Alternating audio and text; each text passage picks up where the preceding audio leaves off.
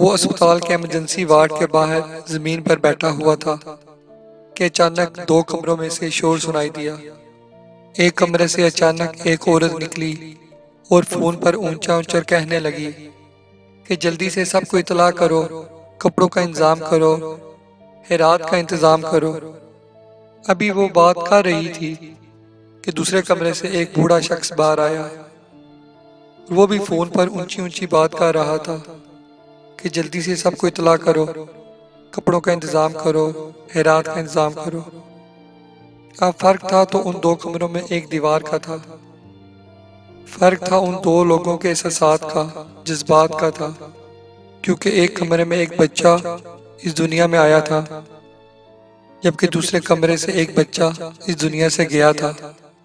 اور یہی اللہ کا نظام ہے، اور یہی اللہ کا نظام ہے، اور یہی اللہ کا نظام ہے۔